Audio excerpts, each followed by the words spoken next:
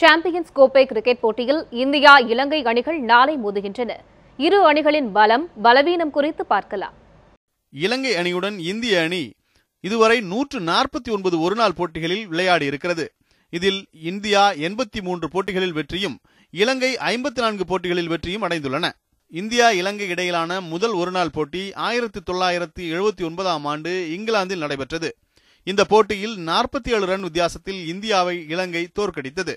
இரு அணிகளில் நட்சத்திர வீரர்கள் அதிக ரன்கள் குவித்தவர்கள் என்ற பட்டியலில் சச்சின் டெண்டுல்கர் இதுவரை 84 போட்டிகளில் பங்கேற்று 3113 ரன்களும், இலங்கை அணியை பொறுத்தவரை சனத் ஜெயசூர்யா 89 போட்டிகளில் பங்கேற்று 2899 ரன்களும் குவித்துள்ளனர்.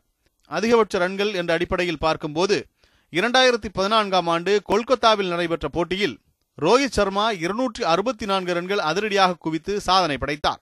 இதேபோல் இலங்கை அணியை பொறுத்தவரை 2000ஆவது ஆண்டு ஷார்ஜாவில் நடந்த போட்டியில் சனத் ஜெயசூர்யா 189 ரன்களை அடித்ததும் குறிப்பிடத்தக்கது.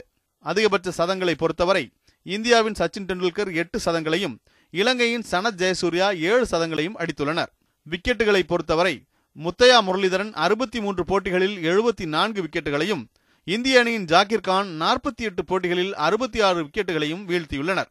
அதிக கேட்சுகள் எண்ணிக்கையை பொறுத்தவரை மகேலா ஜெயவர்தனே 44 கேட்சுகளையும், இந்தியாவின் சச்சின் டெண்டுல்கர் 30 கேட்சுகளையும் பிடித்துள்ளனர்.